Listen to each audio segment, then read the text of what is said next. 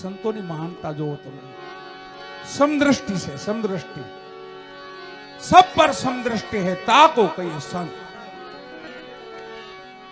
शील बड़ा, संतोष बड़ा, बुद्धि बड़ा, गुणवंत, सब पर समदृष्टि है ताको कहिए संत। एवा महात्मा ब्रह्मानंद ने याद करिए આપણે અહીંયા સંતો ભક્તોની ગાથાનો એક રસપાન આપણે કાયમ કરી છે અને આપણે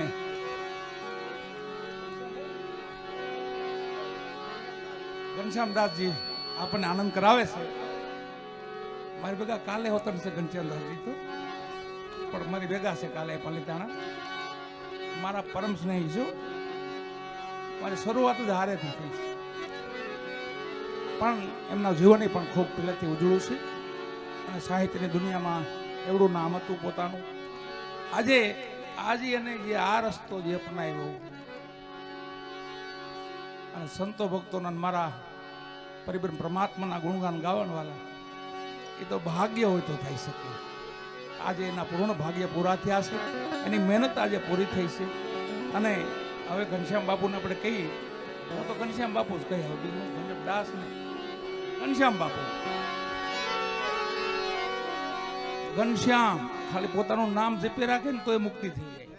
અમુક નામ એવા હોય, ઘનશ્યામ ને હરિ, એ નામ એવા હોય, પોતાનું નામ જપી રાખે ને તો એ મોક્ષ મળી જાય.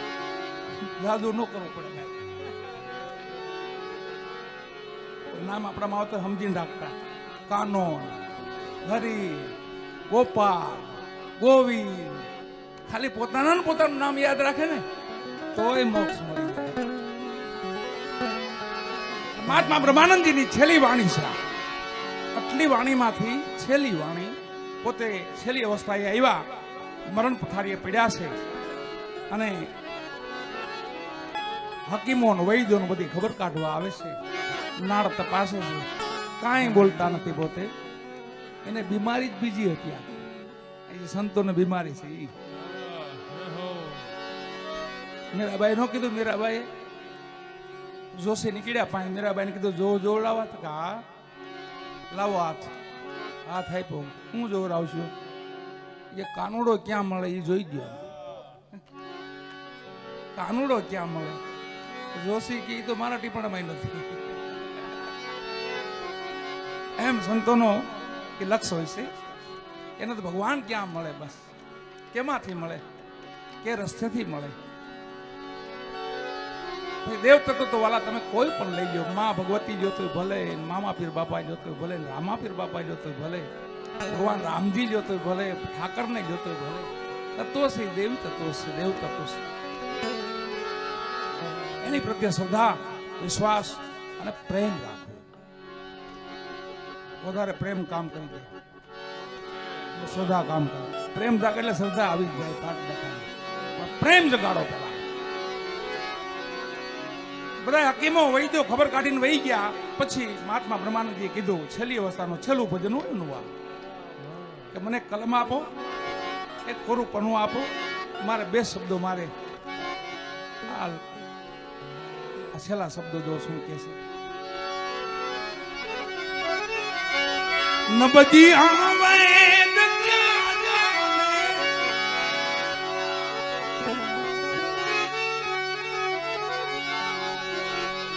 नबजी आवेद क्या जाने, मुझे दिल की बीमारी है, मुझे दिल की बीमारी,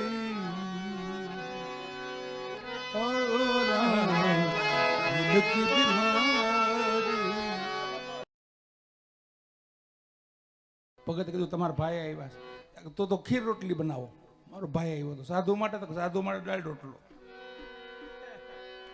ખીર રોટલી બનાવી, ખીરપુરી બનાવી અને માતાજી પાણી ભરવા ગયા તો કેવલરામે શું કર્યું, ખીરપુરી હતી ને સંતો જમાડી દીધી. સંતો રાજી થઈ ગયા. ઓહો. અને માતાજી આવ્યા, કીધું કે અમારા ભાઈ ભેગા જમવા તમે બેસી જાઓ. તો ટોપી આમ જોયું તો કાંઈ ન મળે, ખીરપુરી કાંઈ નહીં. ક્યાં ગયું કે સંતો જમી ગયા. એ સમયે ઘર તોડી નાખ્યું. વાલા આ મહાપુરુષની રચના આપજો તમે. ભગવાન એના કેમ કામ કર્યા છે, અને કેટલી ધીરજ ને કેટલી ધારણા, કેટલી સહન શક્તિ. ઘર તોડી નાખ્યું. માતાએ કીધું હવે હું તમારા ઘરમાં નહીં રહું, મારા ભાઈને તમે અપમાનિત કર્યો. આજે બે બેન ભાઈ વહી ગયા. ત્યાં જઈને બીજું ઘર કર્યું.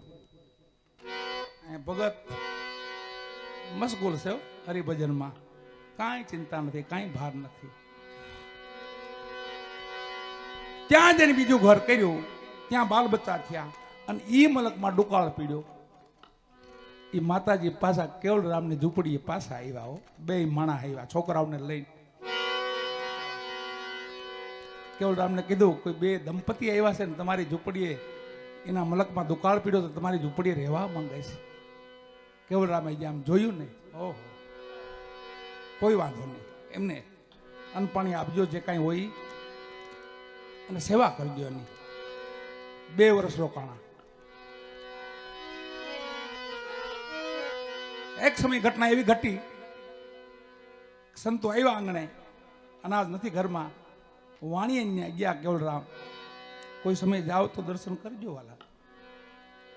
વાણિયાને ઘરે ગયા કે શેઠ થોડું અન્ન પાણી આપો, થોડુંક મારે ઘરે સાધુડા આવ્યા છે અને થોડુંક ઉધારમાં આપો. ભગત તમારું પેલાનું ઉધાર બહુ બોલે છે, હવે તમે એક કામ કરો, ઉધાર રહેવા જ દો.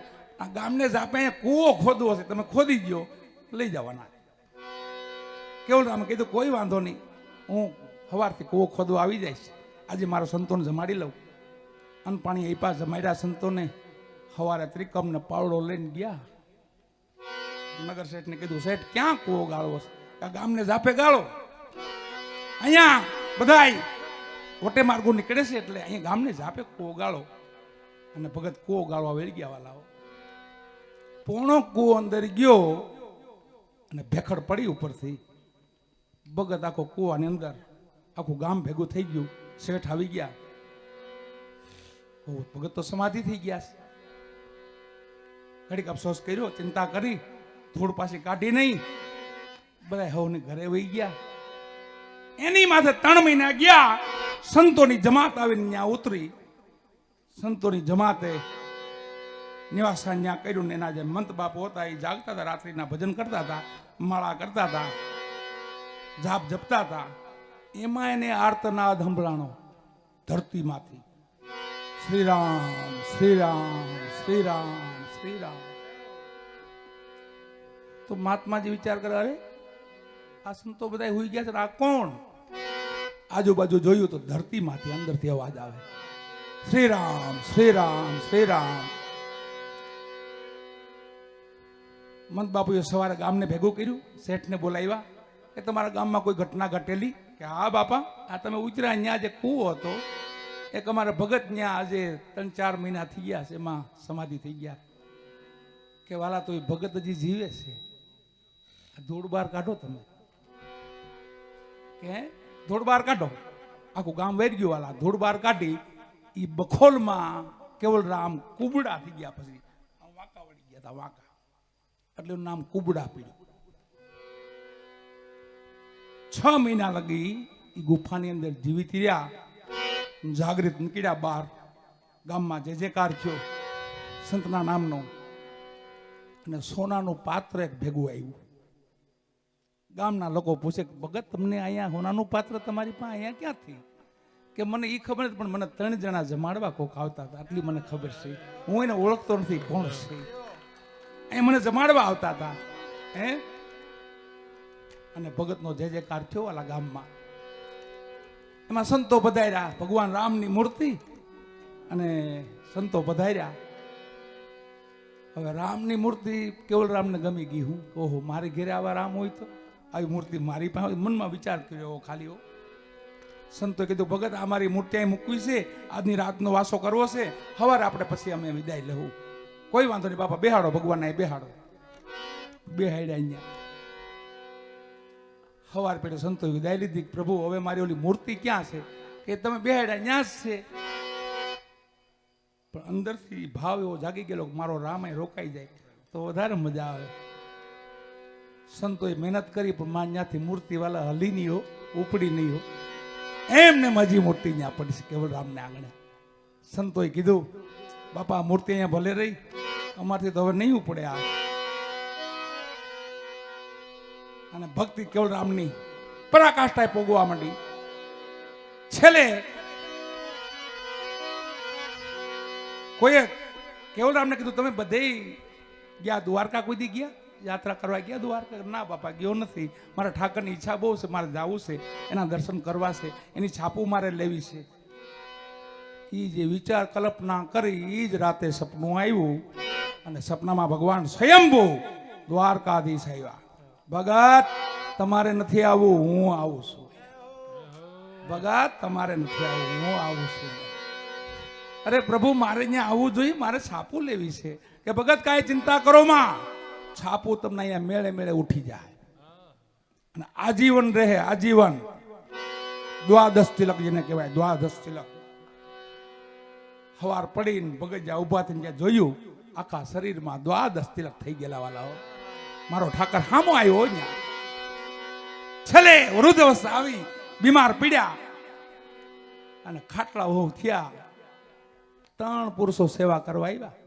જગતમાં કોઈ કઈ આપણું ધ્યાન ન રાખે ને તો મારો નાથ તો એવો દયાળુ સેવા લાગે. હું વાત કરવી. 3 મહાપુરુષો સેવા કરવા આવ્યા. 6 મહિના ખાટલે સેવા કરી અને ધોતિયા ધોયા. છેલ્લે જગતે પૂછ્યું, કોણ છે આ બધા સંતો? બધા આવ્યા છે કેવળરામની સેવા કરો, કોણ છે?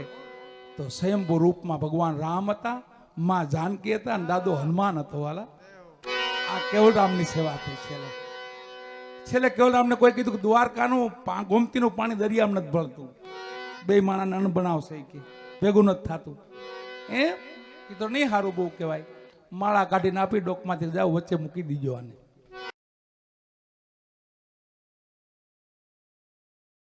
એમ આ એક શબ્દો મહાપુરુષના હોવા જોઈએ. અને રાગ છે દેવતા છે, દેવ છે.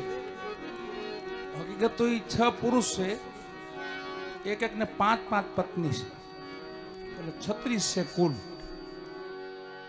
રાગ તો 6 છે સાચા, પછી એને 5 પત્ની છે, એનો વિસ્તાર વિધ્યો. પછી આ બધું ઈ દેખાય છે.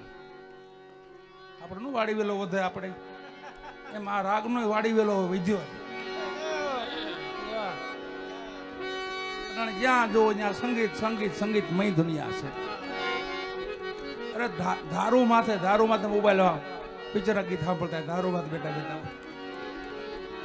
કેવો સમય! એક દાડમાં રેડિયો લઈ આવ્યો. રેડિયો હું લઈ આવતો પેલા, મને ના ગીતનો શોખ હતો, જૂના ગીતોનો. એટલે રેડિયો મેં મારા બાપુજીને કહીને બાપુ મને રેડિયો લઈ ગયો. ને એ સમયે રેડિયો, પણ રેડિયો મને એવો વાલો, પ્રાણ કરતા વાલો. હું તો મારી હોડીમાં જ રાખું, પાસે રાખું. અને 2-2.5 વાગ્યા લગે સિલોનમાં ગીત આવે.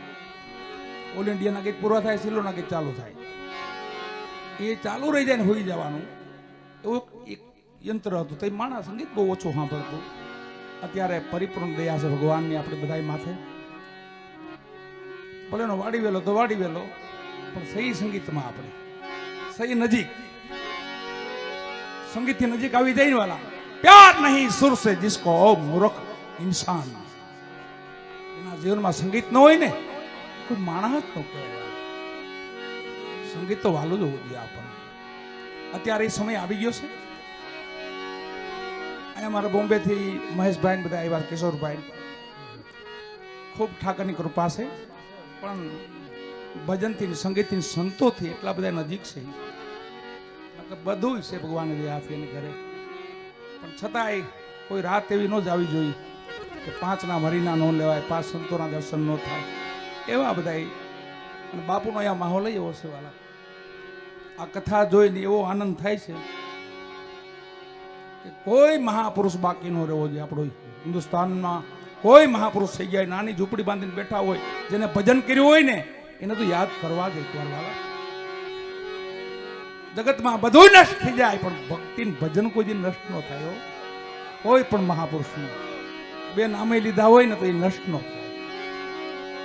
આપણી પેઢીઓમાં કામ આવે. અને સાચો સનાતન જી છે, આને યાદ રાખો. એ સનાતન, આ તનથી આને યાદ રાખો એટલે વાત પૂરી. બસ સાચો સનાતન જી છે. ધર્મને યાદ રાખો, સંતોને યાદ રાખો, ગુરુ મહારાજને યાદ રાખો, ભગવાનને યાદ રાખો, માતા પિતાને યાદ રાખો, માં ભગવતી કુળદેવ છે આપણા, એને યાદ રાખો. આખો દીમાં એક વાર તો યાદ કરવા જોઈએ ને.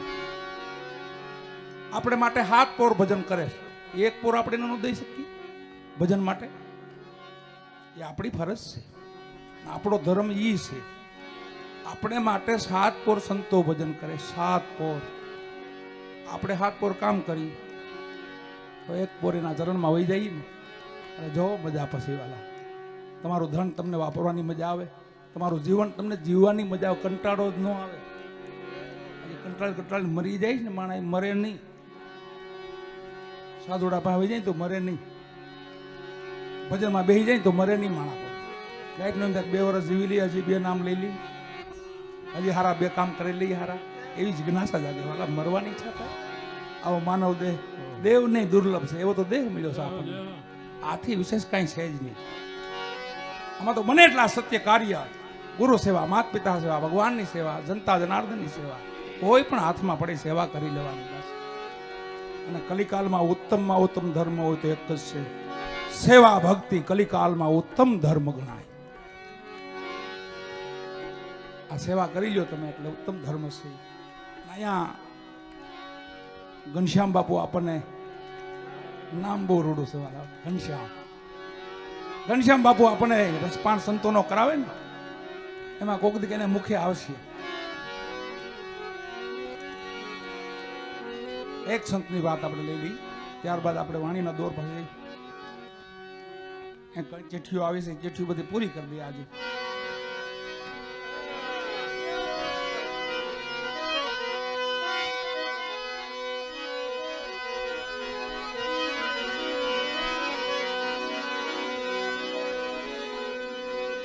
એક મહાપુરુષની વાત લઈ લી, ત્યારબાદ કે મેં આજે આ કથાનું પાછું એ તો જોવો, એની મહાનતા તો જોવો, ઘનશ્યામ બાપુની મહાનતા કે જોવો, એનું નામ નથી આમાં કે, એ તો તમે જો. નકર તો મોટા મોટા બોર્ડ મારવા પડે. એ મજા છે એના જીવનની. બાપુ મારું નામ નહીં, મને કથા કરવા દો બસ. આ ઘનશ્યામભાઈની મહાનતા, ઘનશ્યામ બાપુની મહાનતા છે. નામ તો મારા ઠાકરનું, નામ તો હરિનું, નામ તો ગુરુનું, નામ તો આપણા માતા પિતાનું નામ હોય. આપણે શું નામ ન કરવું? આપણે કામ કરી બતાવવાનું, એટલે નામ જ થઈ ગયું પાઠ દેખા. સંતો ભક્તોમાં આપણે કોઈ દી રંકા વંકાને નહીં ભૂલવાના. પછી કેવલ કુગડા થઈ ગયા, કેવલ કુગડા. એ રાજસ્થાનમાં થયા, પ્રજાપતિ સમાજમાં થયા, એને એક નહીં ભૂલવાના. કોઈ મહાપુરુષને ભૂલવાના નહીં, પણ આ તો આપણે જે યાદ, આપણને ભગવાને જેના અખૂટ કામ કર્યા, અખૂટ. છેલ્લે ધોતિયા ધોયા પછી વાત પૂરી ને. કેવલ રામ હતા ને, કેવલ રામ ભક્તિ કરે, માતાજી ઘરેથી વાયડ્યા થોડા, હું ભગત નું માને નહીં. ભગત સાધુડાને ઘરે લઈ આવે, સંતોને લઈ આવે, ભક્તોને લઈ આવે, માતાજીને ગમે નહીં. તોય કેવલ રામ તો મજૂરી કરીને સંતોના આશરાનો ધર્મ પાળે.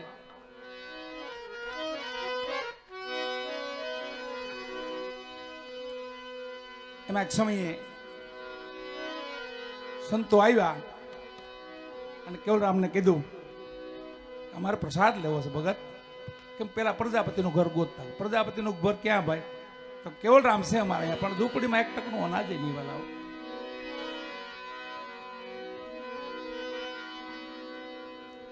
સંતો આવ્યા ઘરે, કીધું કે મારે હરીર કરું, પ્રસાદ લો ભગત. રોકાવો બાપા, રોકાવો, બેહો બેહો. ઘરનાઓને કીધું દાળ રોટલો કાંઈ.